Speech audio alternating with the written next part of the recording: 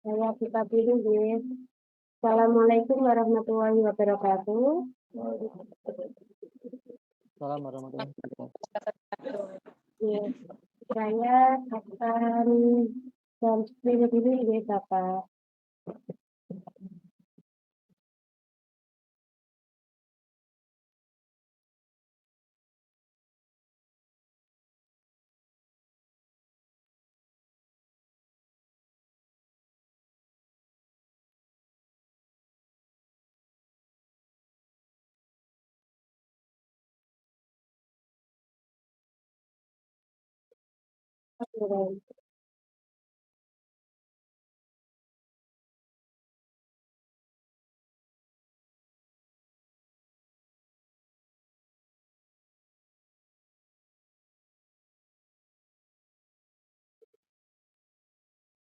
Untuk Bapak itu eksperimen on cam ini ya buat foto dokumentasi. Ya.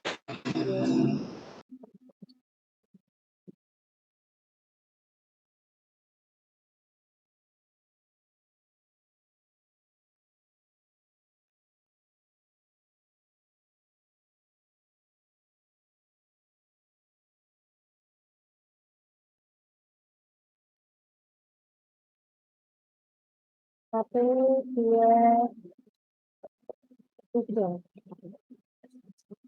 Bapak.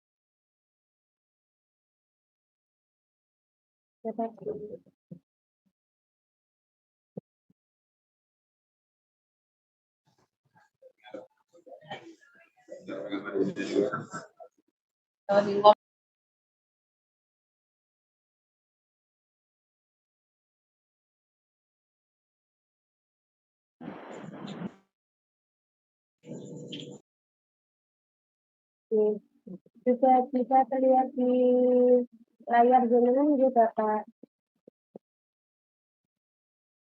Bisa, Bu.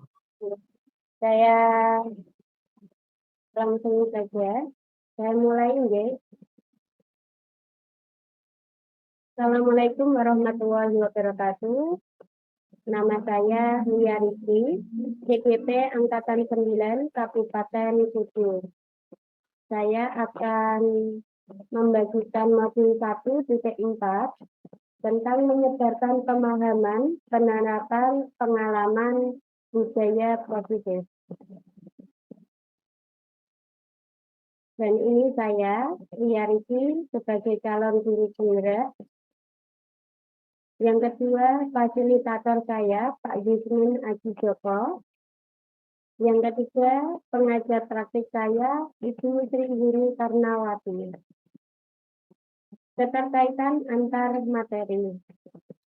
Yang pertama, modul 1.1, filosofi pemikiran Ki Hajar Dewantara. Yang kedua, modul 1.2, nilai dan peran guru penggerak. Yang ketiga, modul 1.3, budaya positif. Modul 1.2, budaya positif. Kemudian modul 1.3, sisi guru penggerak. Nah, ini saling berkaitan.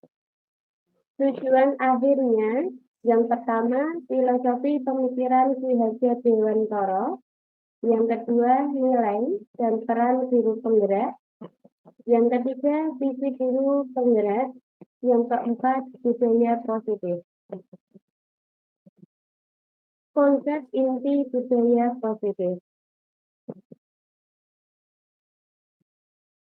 Perubahan paradigma belajar. Yang kedua, ada disiplin positif. Yang ketiga, ada nilai kebijakan. Yang keempat, ada kebutuhan dasar manusia. Yang kelima, motivasi perilaku manusia. Yang keenam, ada keyakinan kelas. Yang ketujuh, posisi kontrol guru. Yang kedelapan, ketiga, restitusi. Yang pertama, pembelajaran dengan paradigma baru. Pembelajaran dengan paradigma baru merupakan pembelajaran yang dirancang berdasarkan prinsip pembelajaran berdiferensiasi, sehingga para peserta didik belajar sesuai kebutuhannya berdasarkan tahap perkembangan sesuai teori psikologi modern untuk mewujudkan profil pelajar Pancasila.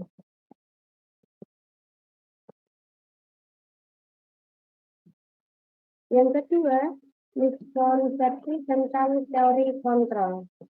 Yang pertama, ilusi guru mengontrol murid. Pada dasarnya, kita tidak dapat memaksa murid untuk berbuat sesuatu jikalau murid tersebut memiliki untuk tidak melakukannya. Walaupun tampaknya kita sedang mengontrol perilaku murid tersebut, hal ini karena murid tersebut sedang mengizinkan dirinya dikontrol. Saat itu, bentuk kontrol guru menjadi kebutuhan dasar yang dipilih murid tersebut. Teori kontrol menyatakan bahwa semua perilaku memiliki tujuan, bahkan terhadap perilaku yang tidak disukai.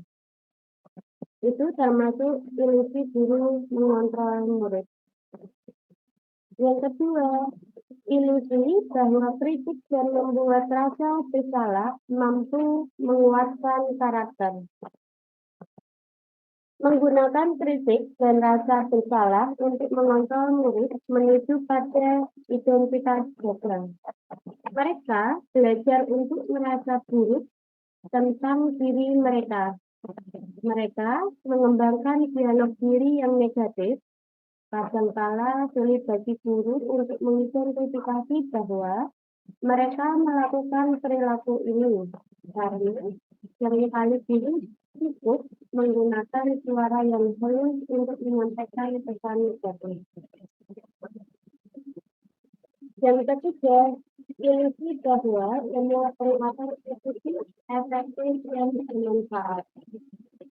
Penguatan positif atau bisikan adalah bentuk-bentuk kontrol.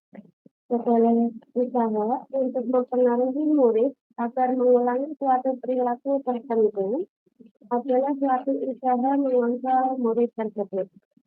Dalam jangka waktu tertentu, kemungkinan murid tersebut akan menyadarinya dan mencoba untuk menolak bujukan kita.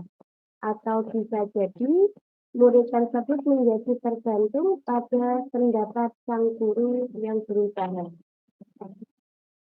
Yang terakhir, ilusi bahwa orang dewasa memiliki hak untuk memaksa. Banyak orang dewasa yang percaya bahwa mereka memiliki tanggung jawab untuk membuat murid-murid berbuat hal-hal tertentu. Apapun yang dilakukan dapat diterima selama ada sebuah kemajuan berdasarkan sebuah pengukuran kinerja. Pada saat itu pula, orang dewasa akan menyadari bahwa perilaku memaksa tidak akan efektif untuk jangka waktu panjang dan sebuah permusuhan akan terbentuk. Oke, Bapak Ibu, mau ada yang masuk?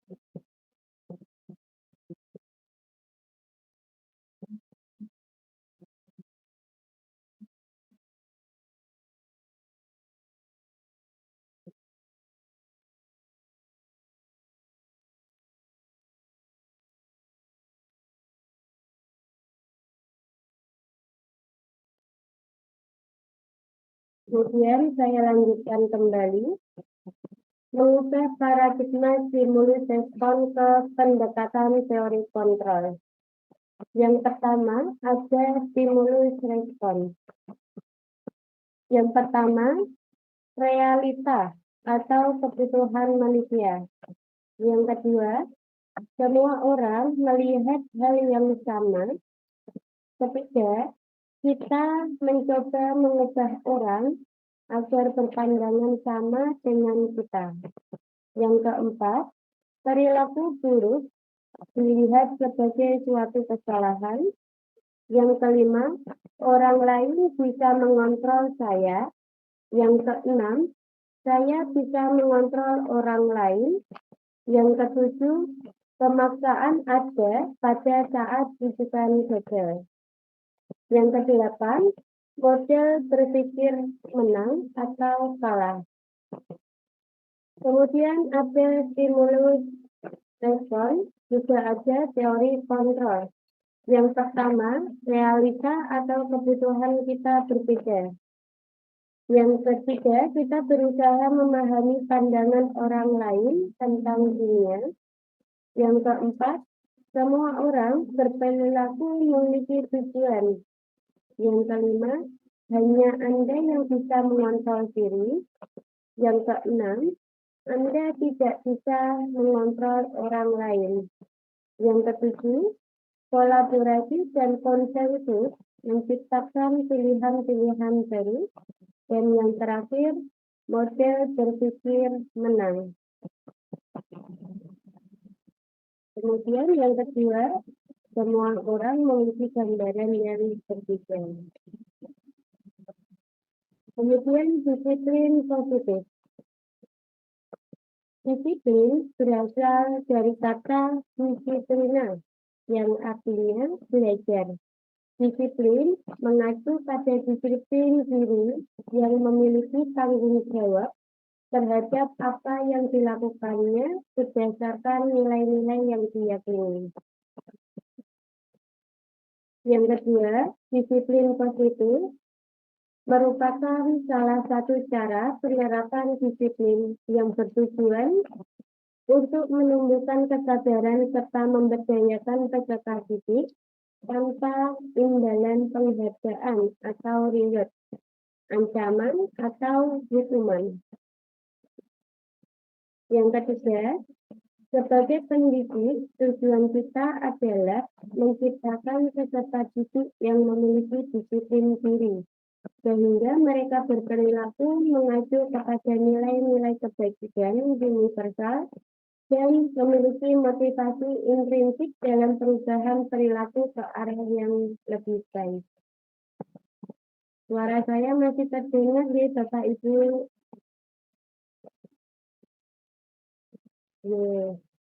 Saya lanjutkan kembali. Nilai-nilai kebajikan. Nilai yang disepakati bersama lepas dari suku bangsa, agama, bahasa, maupun latar belakangnya. Contoh dari nilai kebajikan institusi atau organisasi.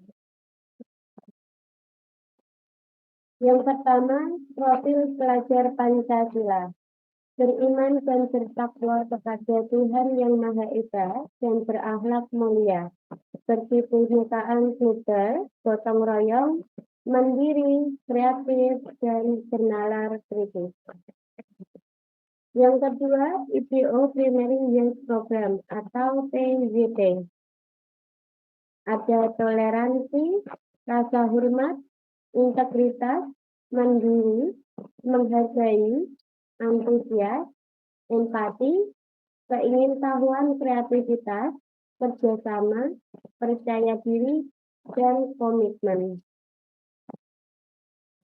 Yang ketiga ada keterampilan hidup atau kita kenal dengan sebutan life skill. Ada dapat dipercaya, peluru hati, pendengar yang aktif, tidak merendahkan orang lain, dan memberikan yang terbaik dari diri.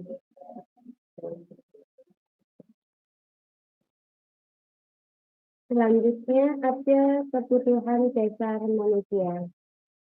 Kata itu ada yang mau masuk lagi.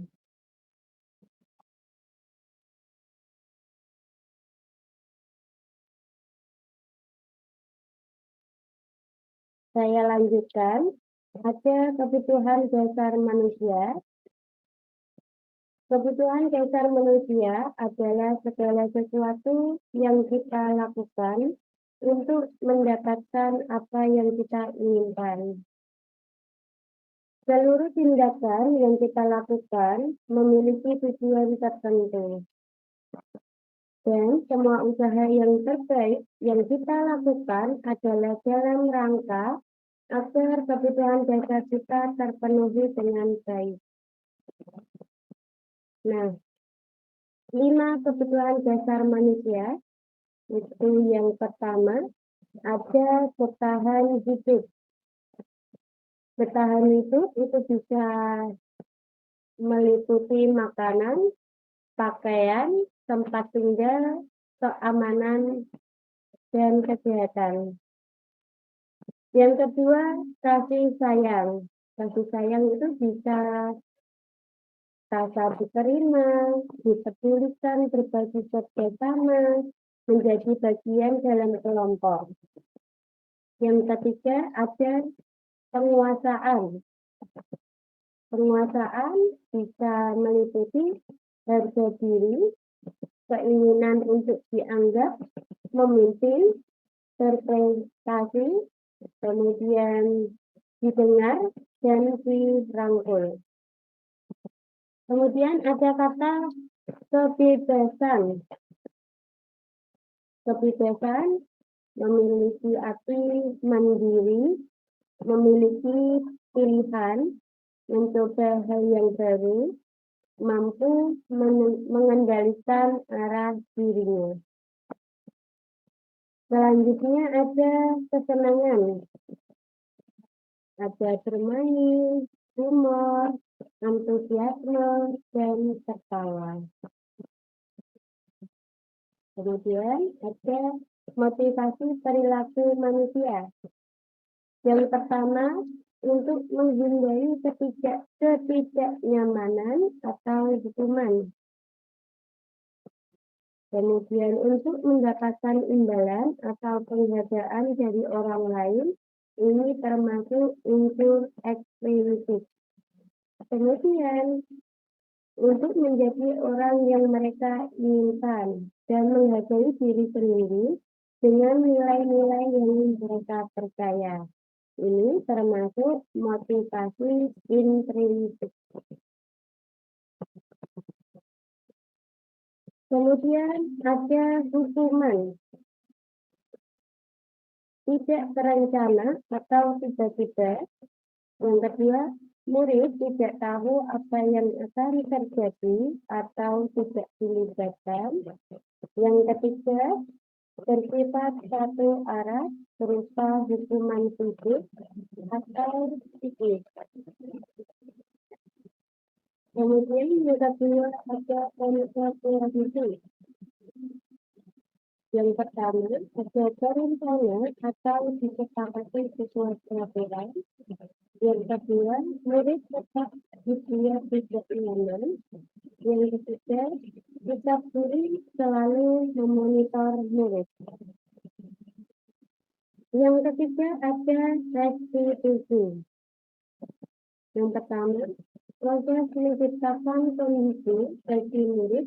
Yang kedua ada proses kolaboratif yang mengajarkan murid untuk mencari solusi sendiri untuk memperbaiki kesalahan. Kemudian ada 5 posisi kontrol seorang guru. Yang pertama, sebagai penghukum. Nah, posisi kontrol ini masih diterapkan oleh beberapa guru, memikirkan dampak buruk yang ditimbulkan. Seorang penghukum biasanya melontarkan pertanyaan-pertanyaan yang menyakiti, disertai dengan gestur yang menunjuk-nunjuk, menghadut, bahkan mata yang melotot. Dampak posisi kontrol tersebut, murid dapat menjadi pendendam, pemberontak, dan menyalahkan orang lain. Kemudian dampak yang lebih buruknya, murid akan mengalami keterpurukan mental, misalnya lunturnya rasa percaya diri dan kesedihan yang berkelanjutan. Kemudian yang kedua, ada pembuat merasa bersalah. Nah, pada posisi ini, guru biasanya akan berkata lebih lembut, tapi guru akan menciptakan keheningan yang membuat orang lain merasa tidak nyaman, rasa bersalah, bahkan rendah diri. Selanjutnya, posisi kontrol tersebut berdampak pada penilaian diri yang buruk. Murid akan merasa bersalah dan tidak berharga. Tidak seperti tampak posisi penghukum. Murid dapat menumpahkan segala amarah meskipun dengan cara negatif.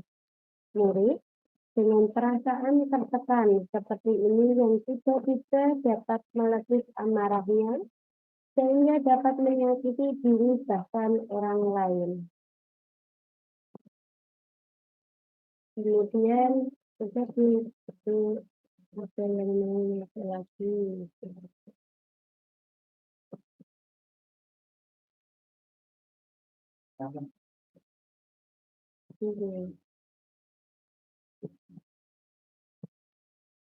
Saya lanjutkan lagi nih, Bapak Ibu. Yang ketiga, sebagai teman. Pada posisi kontrol ini, guru tidak akan menyakiti murid, namun akan tetap berupaya mengontrol melalui persuasi. Ajarkan gitu Bapak Ibu, persuasi itu kan mengajak. Jadi, guru itu akan bersikap akrab, berkata ramah, dengan gestur merapat pada murid dan tersenyum semata. Jadi kita posisi kontrol sebagai teman itu kalau saya memilih sebagai teman, karena seorang murid pasti akan leluasa bercerita seperti itu. Kemudian dampak posisi kontrol ini dapat positif, tetapi dapat juga negatif. Positifnya dapat menjalin hubungan baik antara seorang guru dan murid. Kemudian, sedangkan negatifnya akan muncul rasa ketergantungan murid terhadap guru. Di samping itu, murid akan merasa dikecewakan apabila suatu saat guru tidak dapat membantunya. Nah, hal lain yang akan dapat ditimbulkan yaitu murid akan berlaku baik hanya kepada diri tertentu dan akan berlaku semaunya jika bersama dengan guru lain. Ini posisi kontrol sebagai seorang teman juga ada posisi negatif, tetapi juga ada positifnya. Yang keempat, posisi kontrol sebagai pemantau. Pemantau berarti mengawasi, ya. Nah, ketika mengawasi, guru tersebut bertanggung jawab atas perilaku murid-murid yang diawasi. Posisi pemantau atau sanksi atau konsekuensi, guru dapat memisahkan hubungan pribadi dengan murid. Posisi tersebut berawal dari teori stimulus respons yang menunjukkan tanggung jawab guru dalam mengontrol murid. Seorang pemantau sangat mengandalkan perhitungan, catatan, data yang dapat digunakan sebagai bukti atas perilaku seseorang. Nah, Akibat dari posisi kontrol ini itu apa? Murid memahami sanksi yang harus dijalankan karena telah melanggar salah satu tata tertib atau peraturan sekolah. Mungkin seperti Bapak Ibu.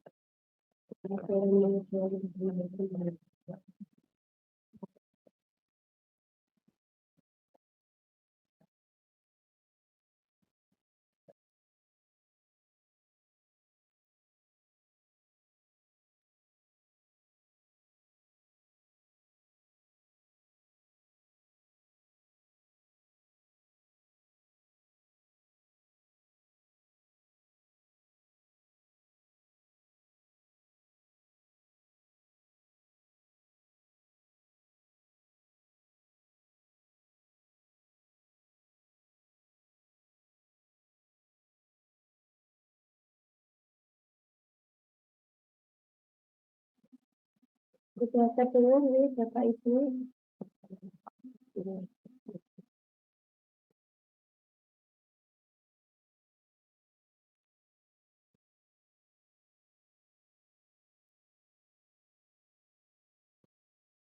Selanjutnya sebagai posisi kontrol manajer. Nah, posisi di mana guru melakukan sesuatu bersama murid, mempersilahkan murid mempertanggungjawabkan perilakunya, kemudian mendukung murid agar dapat menemukan solusi atas permasalahan sendiri. Nah, pada posisi ini, murid itu diajak untuk menganalisis kebutuhan sendiri maupun kebutuhan orang lain. Di sini, di posisi kontrol manager ini, penekanan bukan pada kemampuan maupun konsekuensinya, namun bagaimana dapat berkolaborasi dengan murid dalam memperbaiki kesalahan yang telah dilakukan. Kemudian dengan memposisikan diri sebagai seorang manajer akan berdampak negatif bagi penguatan watak atau karakter murid. Nah, saya dari sini yang ingin bertanya dengan Bapak Ibu. Pemirsa jenengan disuruh memilih. Jenengan akan memilih posisi kontrol guru yang mana? Monggo boleh ditulis atau diketik di chat komentar.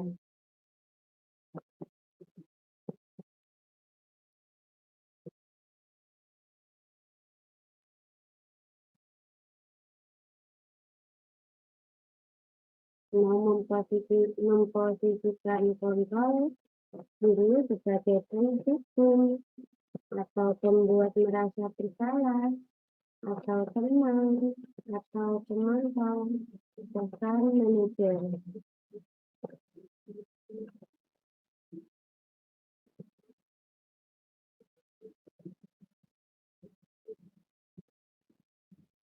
Ya, kalau di sini Santi sebagai manajer.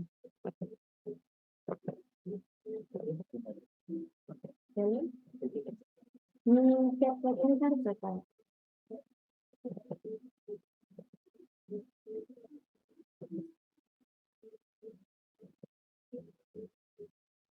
Pak Joko akan memposisikan sebagai teman.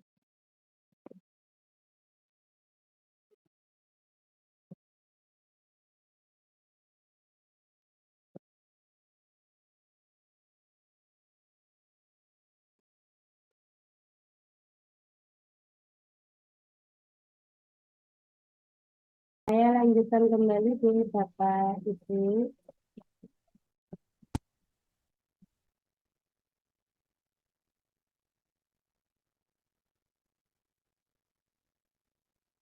Ada yang mau masuk lagi.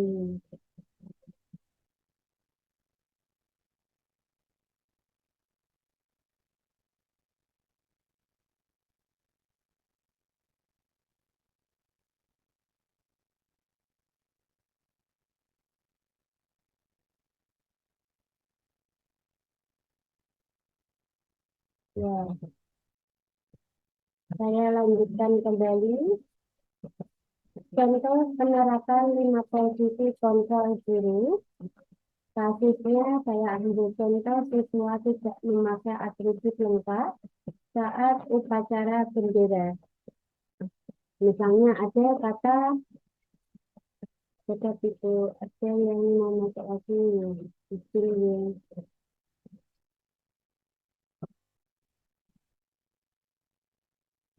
Misalnya ada kata hormat pada bendera selama 1 jam. Nah, ini diterapkan ketika saya waktu sekolah dulu Bapak Ibu. Waktu kelas 3 SMA, ada teman itu yang disuruh hormat selama 1 jam di bawah tiang bendera. Nah, itu merupakan apa? Posisi kontrol dulu sebagai penghitung. Kemudian ada contoh lagi yang kedua, beberapa kali ibu bapak harus memberitahu kamu, kamu selalu saja mengecewakan ibu bapak. Nah, ini termasuk posisi kontrol diri sebagai apa?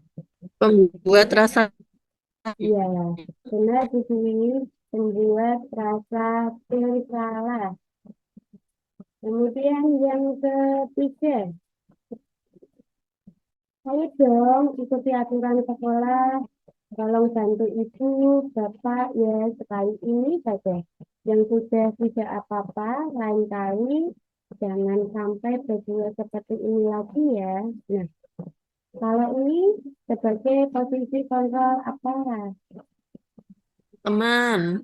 Ya, benar di sini Susanti sebagai teman.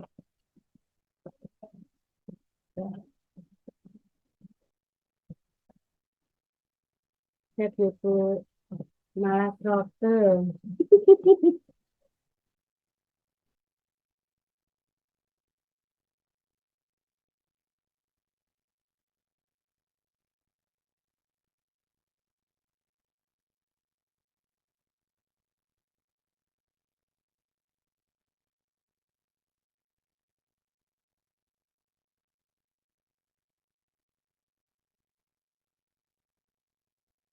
Oke, Pak. Oke, lebih lanjut.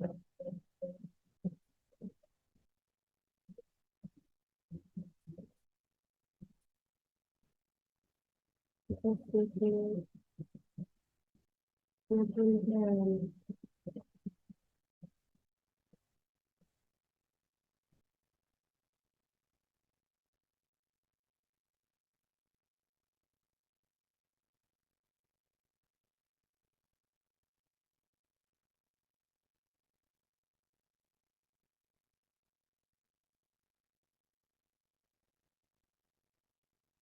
Masuk apa tadi? Teman ya.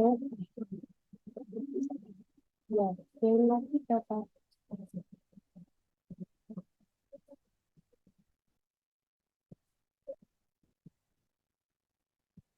Saya butuh lagi.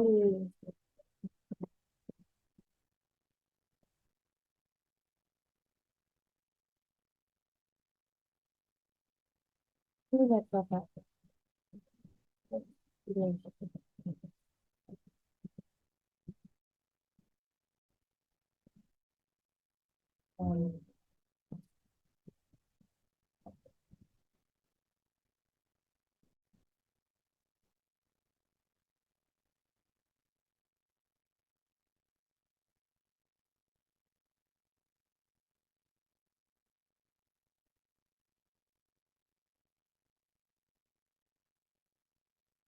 Kemudian saya lanjutkan kembali. Kamu sudah melanggar peraturan sekolah. Kamu tahu konsekuensinya. Setelah upacara, kamu beli atributnya fotografi dan jangan diulangi lagi. Nah, itu termasuk posisi kontrol yang mana Bapak Ibu?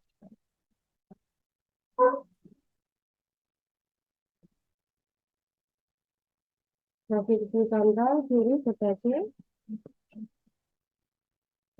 pemantau. Kemudian selanjutnya, apakah kamu tahu kesalahanmu? Bagaimana kira-kira memperbaiki kesalahanmu? Nah, ini posisi yang paling akhir. Berarti posisi sebagai manajer. Selanjutnya, posisi kontrol apakah aku? Yang pertama, saya kecewa sekali dengan kamu. Berarti posisi kontrol, Buat rasa bersalah. ya, benar ini. Membuat merasa bersalah. Kemudian yang kedua, posisi kontrol apakah aku? Kamu tidak pernah benar melakukannya. Sebagai posisi kontrol yang mana Bapak itu?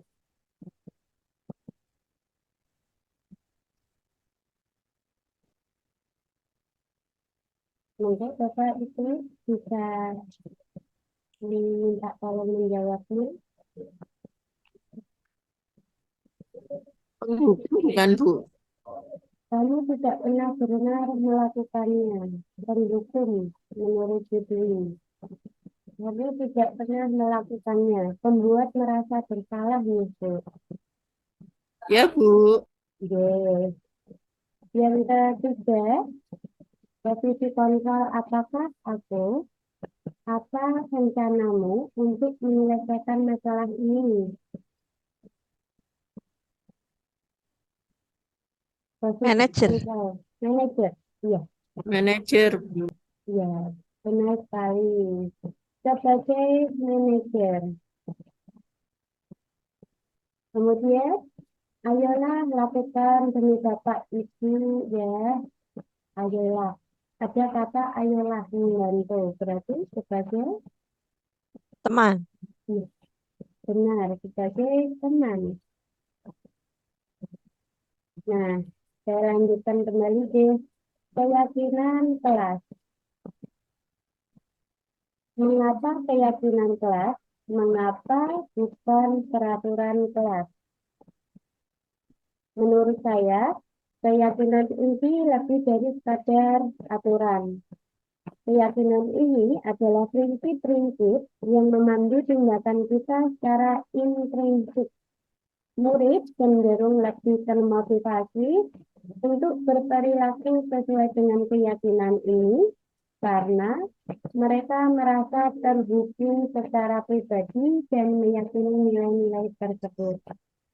Pembentukan keyakinan kelas juga berbeda dengan peraturan. Keyakinan kelas lebih abstrak dan bersifat universal.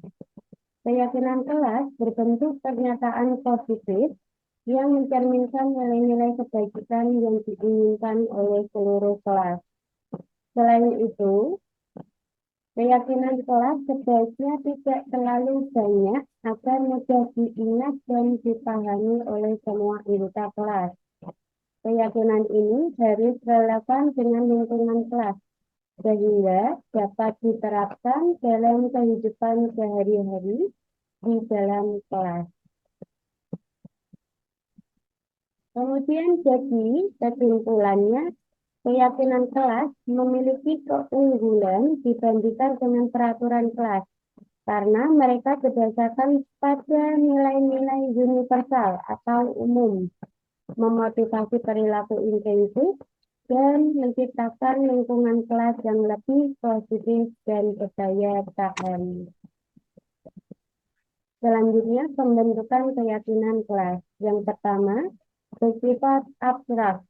Yang kedua, berupa persyaratan universal atau umum. Yang ketiga, dibuat dalam pernyataan positif. Yang keempat, sedikit saja agar mudah diingat. Jadi, kalimatnya itu yang simpel untuk Bapak. Kemudian yang kelima, sesuai dengan kondisi kelas dan sekolah sehingga mudah diterapkan. Yang terakhir, semua warga sekolah atau warga kelas dilibatkan saat membuat keyakinan kelas. Selanjutnya, segitiga restitusi. Suatu proses dialog yang dijalankan oleh guru agar dapat menghasilkan murid yang mandiri dan bertanggung jawab. Validasi tindakan yang salah. Berdasarkan prinsip setiap perilaku berupaya memenuhi suatu kebutuhan tertentu. Seperti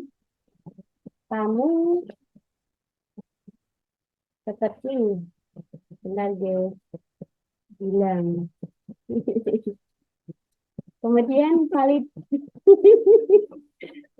Kemudian validasi tindakan yang salah. Berdasarkan prinsip setiap perilaku berupaya memenuhi suatu kebutuhan tertentu. Misalnya, kamu pasti punya alasan mengapa melakukan hal itu. Yang kedua, padahal kamu bisa melakukannya yang lebih buruk dari ini ya. Yang ketiga, kamu patut bangga karena telah melindungi sesuatu yang penting buatmu. Yang keempat, kamu melakukannya karena mempertahankan sesuatu yang penting bagimu. Kemudian, menanyakan keyakinan. Berdasarkan prinsip teori kontrol bahwa pada dasarnya sifat motivasi secara intrinsik. Misalnya,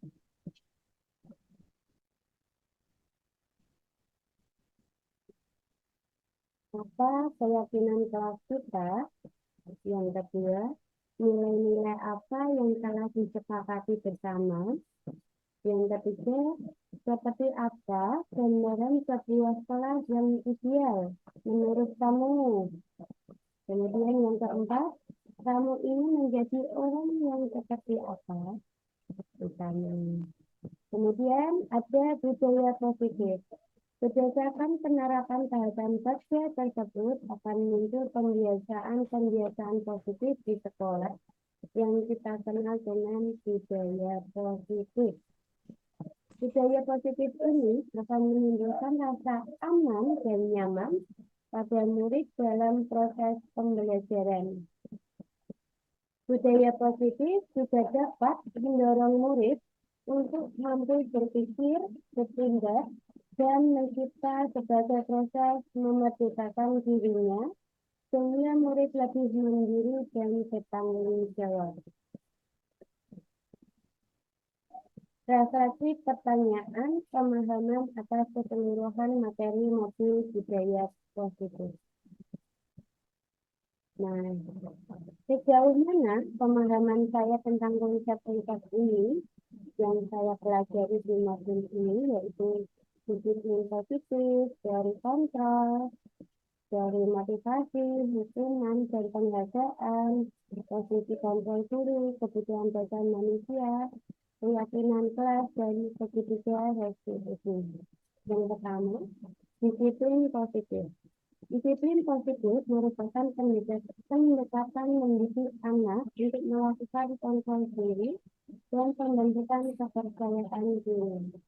Yang kedua, nilai kebajikan dan keyakinan kelas. Tujuannya mulai di sini mengacu pada nilai-nilai dan prinsip-prinsip mulia yang dianut seseorang.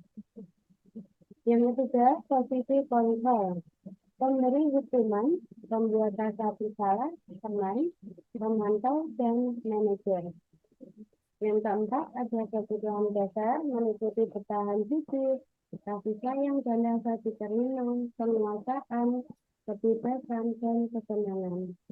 Yang terakhir, ada segitiga restitusi.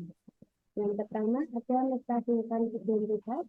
Yang kedua, validasi tindakan yang salah. Yang ketiga, menanyakan keyakinan. Yang kedua, setelah mempelajari modul ini, saya berpikir bahwa untuk menciptakan budaya positif di kelas maupun sekolah, harus melibatkan siswa dalam perencanaan hingga pelaksanaan budaya positif dengan harapan mewujudkan kelas atau sekolah yang nyaman, aman, positif berdasarkan keyakinan kelas atau sekolah yang diyakini bersama. Perubahan lainnya bahwa posisi kontrol saya yang selama ini sebagai penghukum atau pembuat merasa bersalah ternyata kurang tepat untuk mewujudkan disiplin. Sehingga saya perlu merubahnya menjadi posisi kontrol manager dan menerapkan ketiga HPPI. Selanjutnya, pengalaman yang pernah saya alami dalam menerapkan konsep modul budaya positif ketika saya mempunyai keinginan untuk menyelesaikan permasalahan pelanggaran atau indisipliner siswa dengan diri sebagai manajer. Terkadang sikap saya berbenturan dengan budaya sekolah yang terbiasa menghukum siswa sebagai langkah justru membentuk disiplin.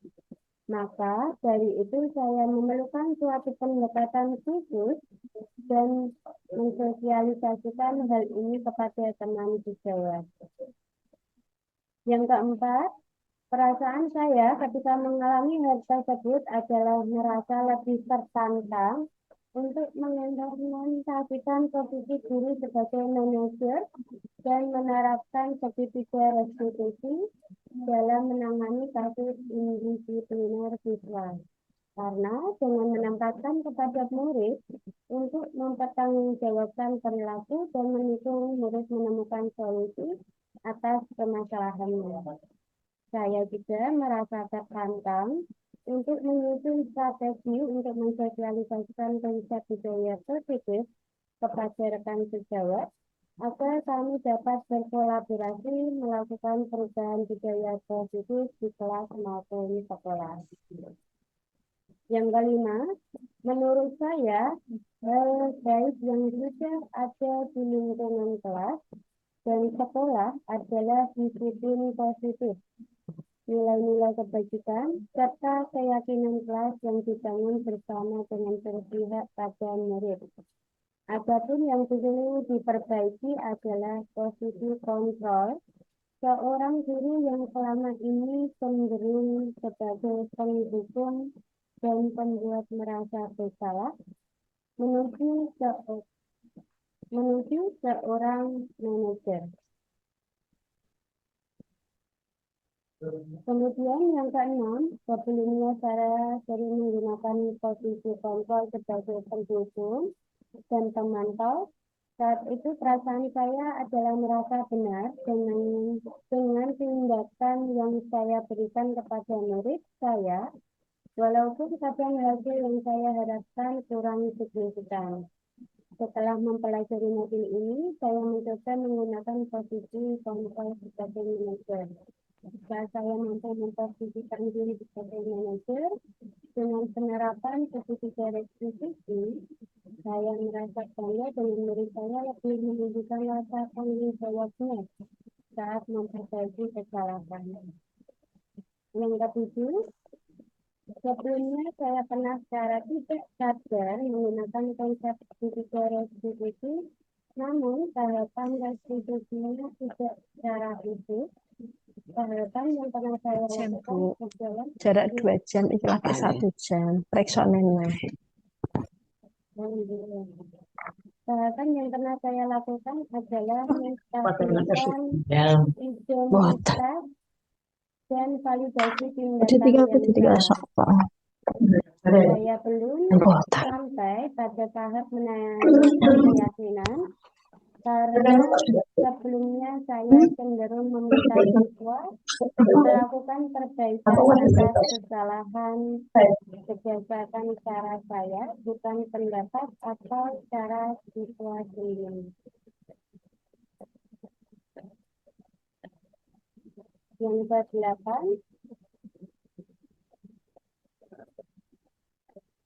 hal yang menurut saya penting dalam menciptakan budaya positif adalah kolaborasi atau kerjasama yang baik semua warga sekolah maupun stakeholder yang sudah dibahas maupun sekolah serta sarana prasarana sekolah yang mendukung. Kerjasama warga sekolah dalam menunjukkan nilai-nilai kebaikan diperlukan agar dapat membangun budaya positif sekolah. Kemudian sarana prasarana sekolah sangat dimungkinkan untuk mewujudkan sekolah yang nyaman, dan mendukung proses pembelajaran yang menyenangkan. Sudah siap bajunya dimasukkan dulu? Belum? Belum rapi.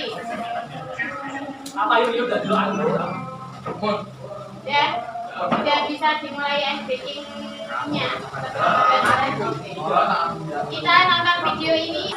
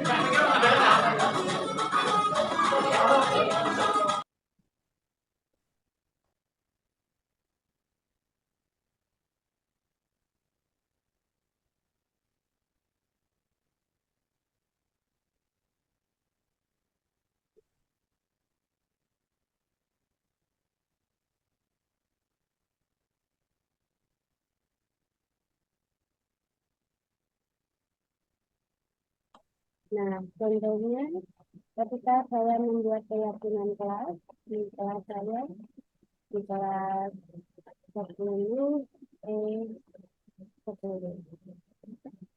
Oke.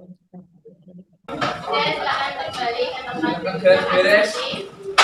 Hari ini kita akan membuat keyakinan kelas.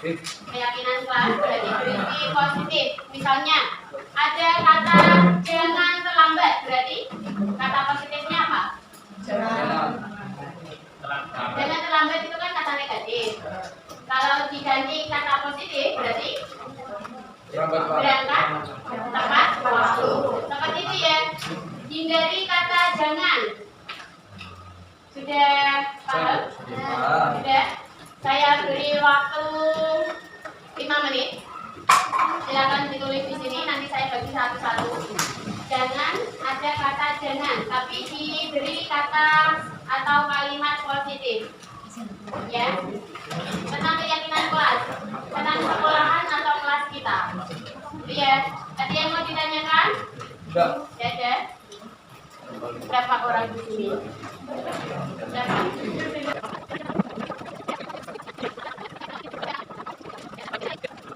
Belajar Pancasila, beriman dan bertakwa pada Tuhan yang Esa dan berakhlak mulia, berkebinekaan global, gotong royong mandiri, kreatif dan bernalar kritis.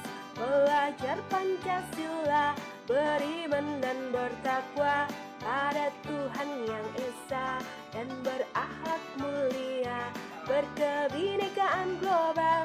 Yang sudah selesai silakan boleh ditempel. Boleh ditempel di sini. Gotong royong mandiri, kreatif Jangan tinggi-tinggi nanti tidak bisa dibaca. kritis.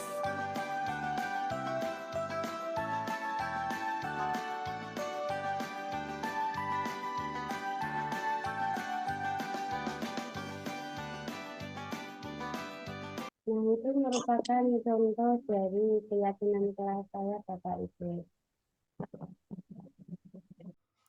Selanjutnya adalah penerapan segitiga restitusi dari saya, Bapak Ibu. Kasus pertama, Farah yang tidak mengerjakan tugas. Ini adalah skenario segitiga restitusi kasus pertama. Kemudian dialognya antara Farah dengan Ibu Lia. Pada hari Jumat, Lutfi tidak mengikuti kegiatan pramuka yang merupakan ekstrakurikuler wajib di sekolah. Ia pun tidak memberikan keterangan kepada pembina tentang ketidakhadirannya. Pada hari Jumat, Lutfi dipanggil Bu Lia untuk dimintai keterangan. Lutfi, Sabtu kemarin tidak masuk ya? Iya Bu, soalnya saya kemarin buru-buru pulang karena mau diajak ayah pergi ke Malang.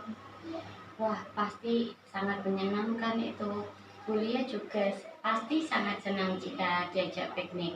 Namun, apakah yang kamu lakukan sudah sesuai dengan aturan sekolah? Tidak Bu, soalnya saya tidak mengikuti ekstra pramuka tanpa izin. Kamu masih ingat tentang keyakinan sekolah kita? Kira-kira apa keyakinan yang belum kamu lakukan? Tetap mengikuti kegiatan sekolah Bu. Nah, kira-kira apa yang kamu lakukan bisa menerapkan apa yang sudah kamu yakini? Minta izin sama pembina pramukanya Bu. Mungkin ada yang lain? Mungkin mengikuti ekstra pramukanya terlebih dahulu baru mengikuti ajakan ayah. Nah, itu sudah paham bahwa kita harus tertib aturan sekolah. Iya Bu, insya Allah saya akan lebih tertib lagi. Ya, jangan diulangi lagi ya. Iya Bu, insya Allah. Ya, silakan boleh kembali ke kelas. Ya. Ya, terima kasih. Ya, sama-sama. Kasus 2, Lutfi yang tidak mengikuti ekstrakurikuler pramuka. Ini merupakan skenario segitiga restitusi kasus kedua. Selasa siang, Bu Lia tidak bisa mengajar pelajaran Bahasa Indonesia di kelas E9 karena harus mengikuti rapat penting. Bu Lia pun memberikan tugas kepada siswa kelas E9 agar kelas tidak kosong. Namun, Farah tidak mengerjakan tugas tersebut. Ia malah tiduran di meja dan akhirnya justru tidur sungguhan. Akhirnya, saat pengumpulan tugas, Farah tidak mengumpulkan.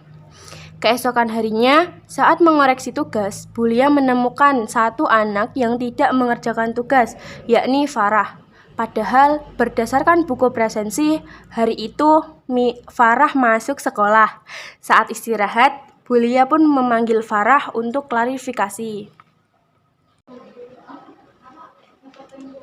Selamat pagi Bu Lia. Selamat pagi Farah, silakan duduk.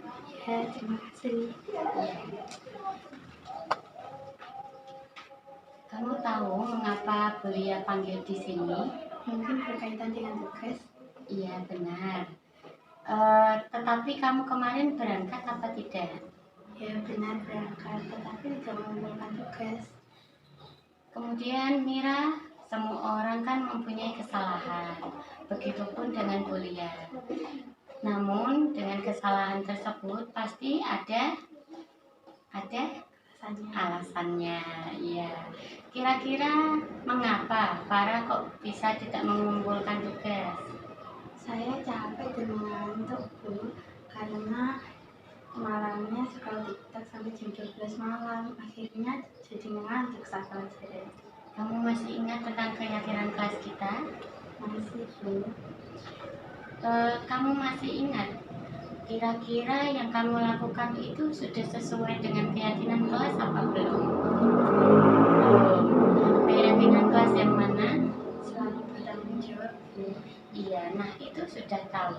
Lalu kira-kira tentang masalah ini atau solusi untuk masalah ini? Iya Bu, pertama saya minta maaf karena tidak mengumpulkan tugas. Kedua, saya tidak akan tidur malam lagi. Dan ketiga, saya akan mengerjakan tugas dari Bu Lia dan mengumpulkannya.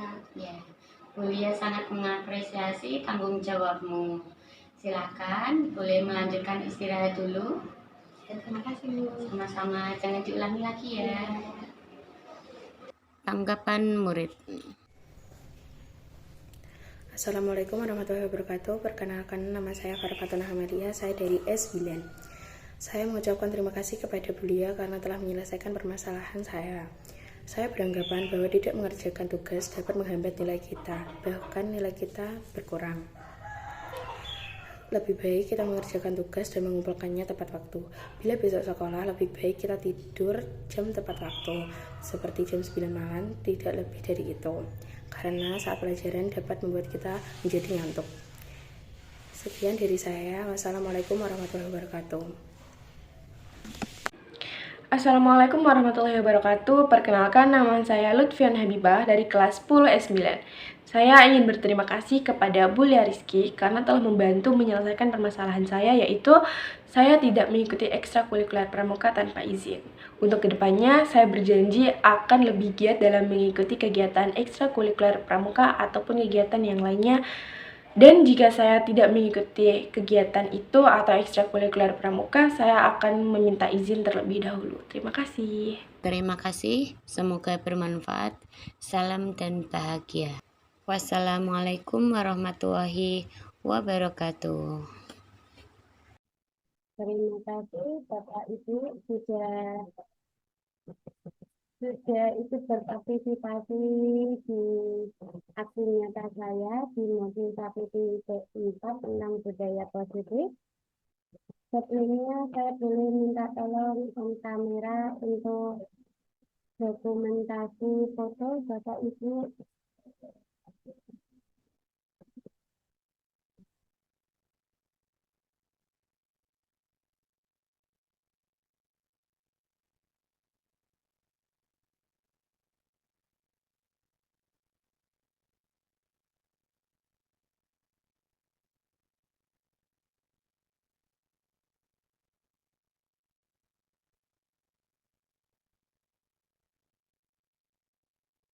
Saya terlihat foto-fotonya Bapak. Pandang. Saya tidak muncul ya.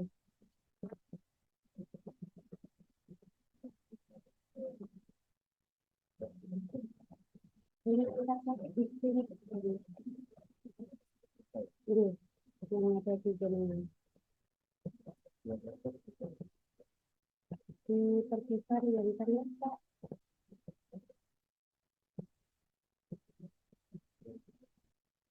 ini sudah bisa.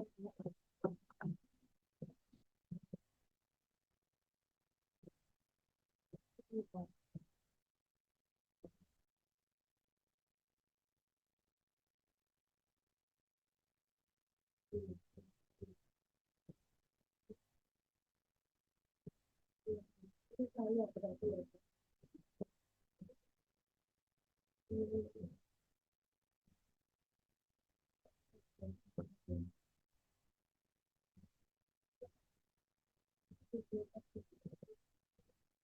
berarti ayam perambatan itu ya.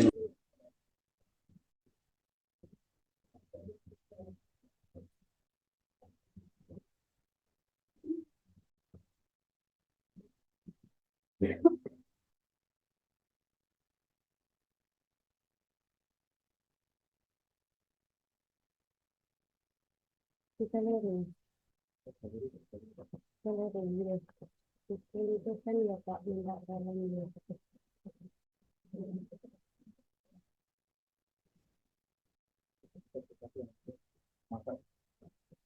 Tidak apa-apa.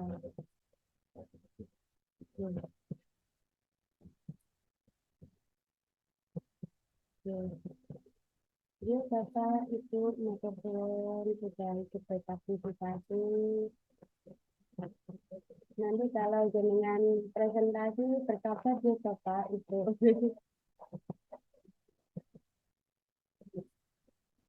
Fotonya itu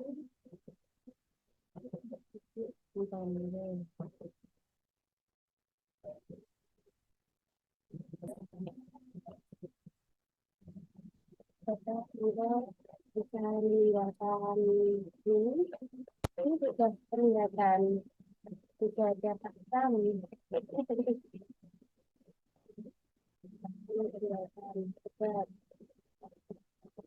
prinsip lagi. Tidak beri kita. Beri.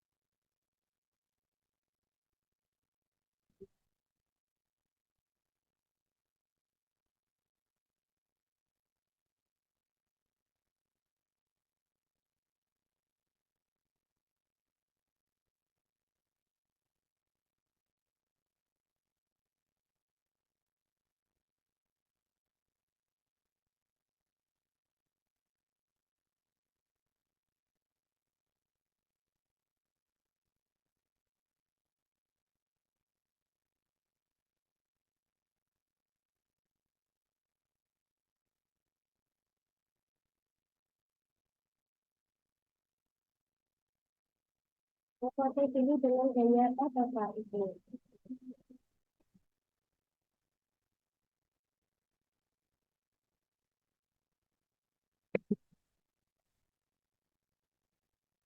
Loh, wis rampung, Bu.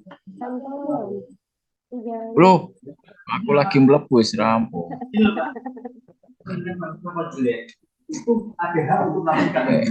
Udah boleh live ya, Bu ya? Boleh, monggo Bu, boleh lah.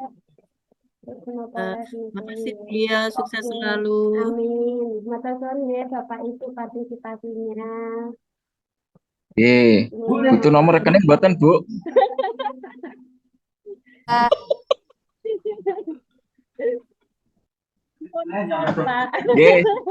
Maaf baru bisa gabung. Nggih, boten napa-napa. Terima kasih. Nggih, matur suwun. Assalamualaikum warahmatullahi wabarakatuh. Salam. Warahmatullahi wabarakatuh. Matur suwun Bapak Ibu.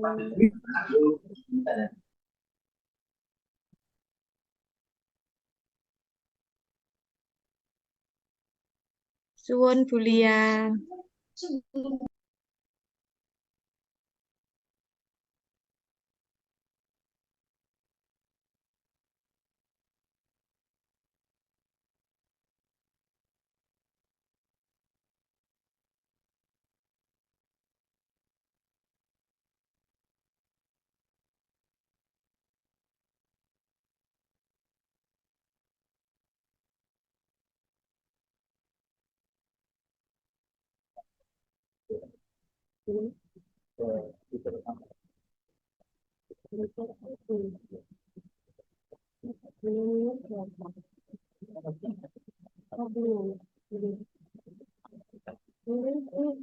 Saya jelas dulu